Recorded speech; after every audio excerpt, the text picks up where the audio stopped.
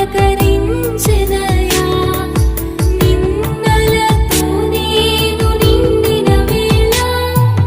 నీ దక్షిణ హస్తమునను తాకిదయా